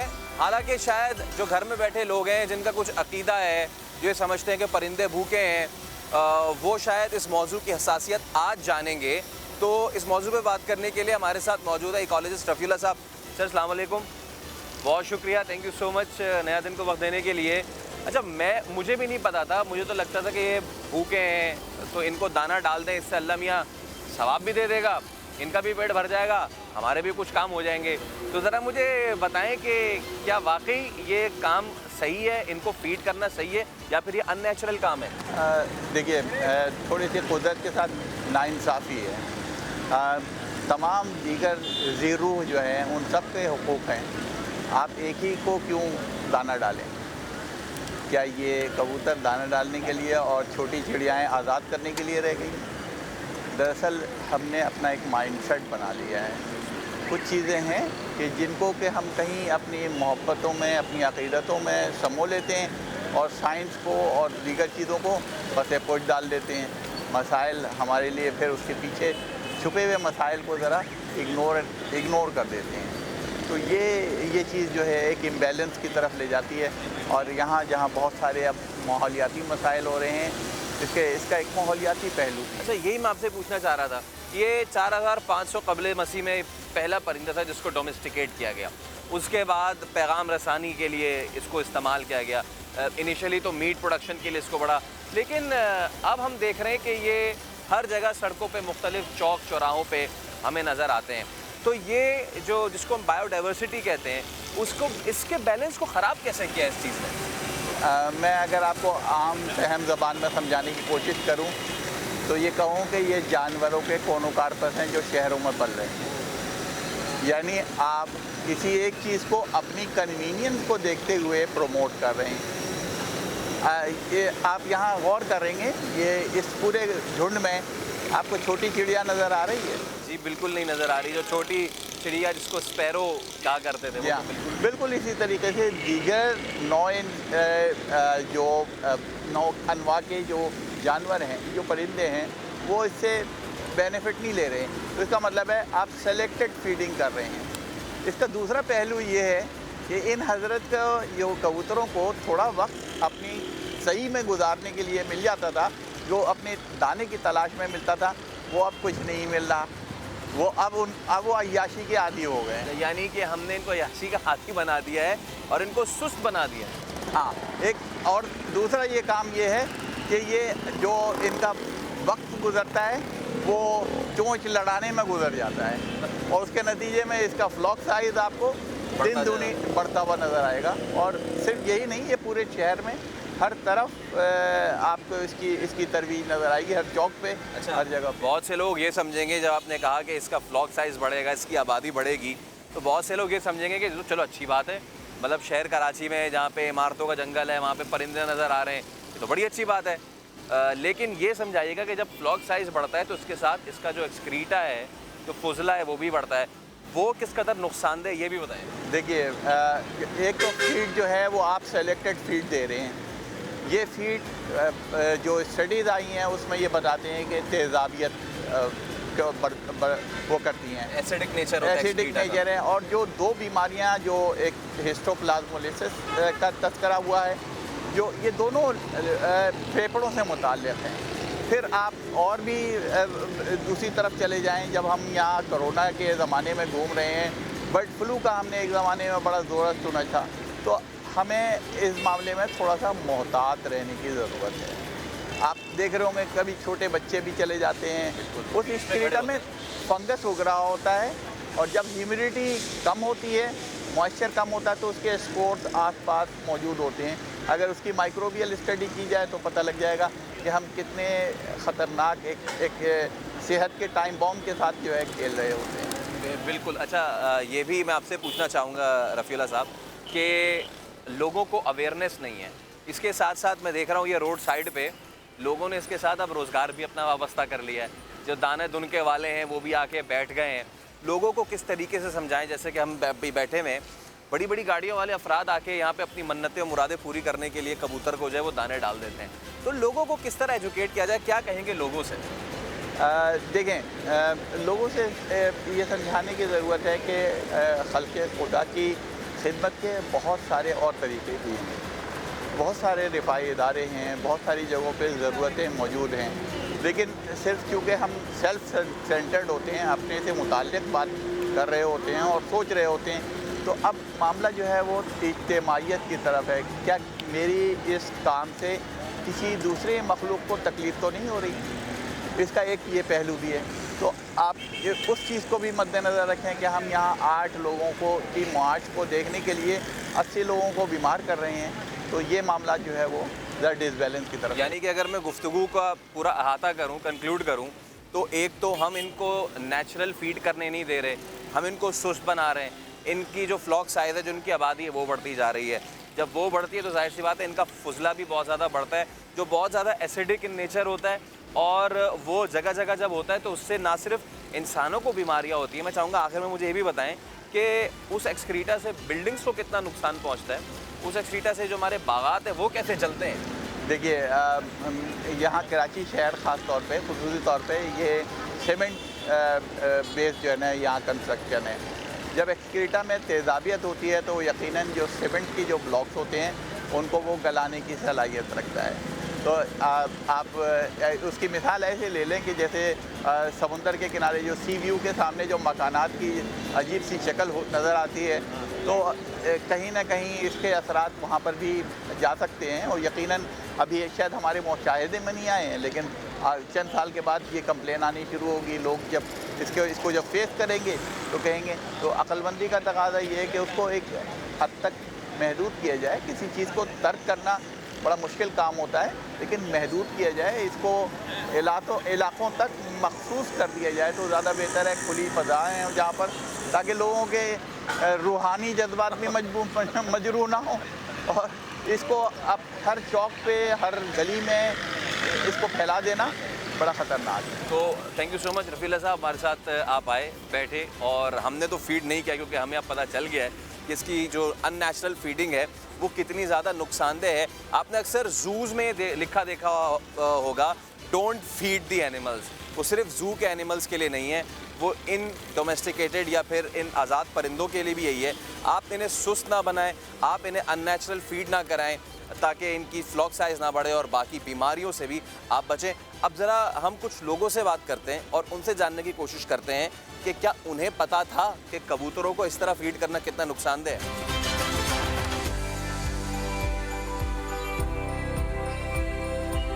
سائنٹسٹ بیٹھے تھے ہمارے, انہوں نے کہا اللہ تعالیٰ نے جس طرح مجھے آپ کو رزق چننا اور تلاش کرنا سکھایا ہے, اس طرح ان کو بھی یہ جو گرینز پہ مچھر اور مکھیوں پہ پلتے ہیں. اب ہوتا کیا ہے کہ جب وہ اپنی قدرتی غذا نہیں کھاتے اور ان کو یہاں آرام سے مل گیا تو نہ صرف مچھر مکھی ان کی تعداد بڑھ گئی, ڈینگی بڑھ گیا, بلکہ ان کی بھی ان نیچرل پاپولیشن بڑھ گئی. اور لیکن میں آپ کو تھوڑی سی انفارمیشن دے دوں کہ یہ جو ہے یہ ماسکیٹوز اور فلائز پہ نہیں چلتا ہے.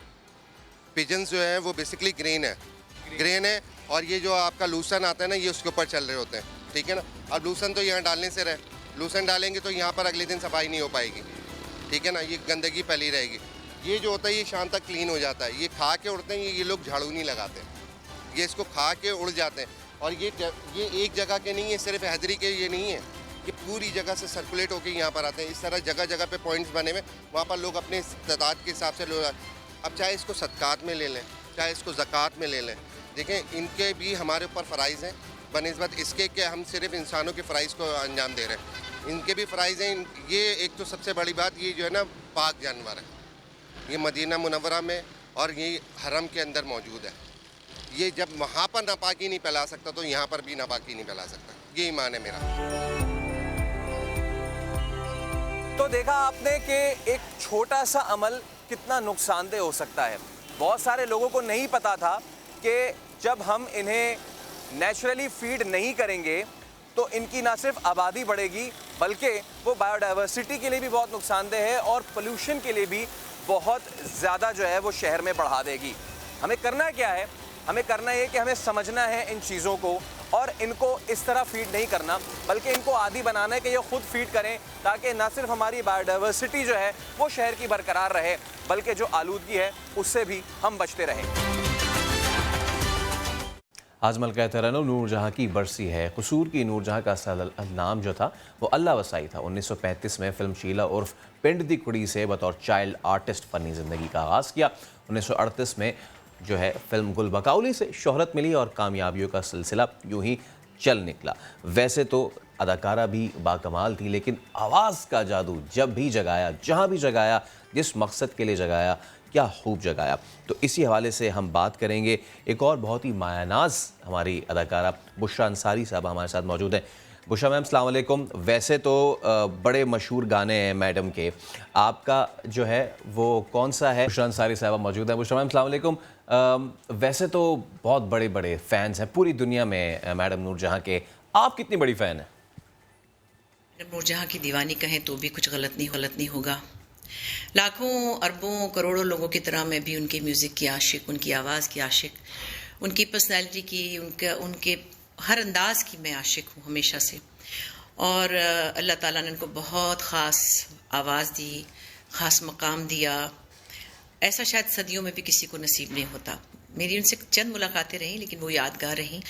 ایک تصویر میری دیکھی ہے سب نے, میری ڈی پی پہ لگی ہوئی ہے, اس میں نے میڈم کی ساڑی پہنی ہوئی ہے. میں کئی سال سے ان کی بیٹیوں سے کہہ رہی تھی, ہنا منا ٹنا تینوں سے کہا کہ مجھے ان کی کوئی اتری ہوئی پہنی ہوئی ساڑی دے دے, چاہے اس کے بدلے میں مجھ سے کوئی نئی مہنگی ساڑی لے لیں. انہوں نے کہا بشریٰ جی ویسے تو سب نے بانٹ لی ہیں ساڑیاں, ظاہر ہے اماں کی ساڑیاں تو سب کے حصے میں آنی چاہیے, بہوؤں نے بھی لے لی, بیٹیوں نے بھی لے لی سب, لیکن جو کچھ بھی ان کے پاس تھی انہوں نے مجھے 3 ساڑیاں بھیجی. آپ یقین کریں جب ان کی ساڑیاں میں نے کھولی, اور وہ ایسی عام روٹین میں بھی پہنتی تھیں, شاید وہ بازار جاتے ہوئے پہنتی ہوں, شاید وہ اسٹوڈیو جاتے ہوئے پہنتی ہوں, بلکہ زیادہ تو وہ اسٹوڈیو جاتی تھیں. تو ایک ان کی ساڑی کے جو فال ہے نیچے والا, اس پہ تھوڑی سی مٹی لگی ہوئی تھی.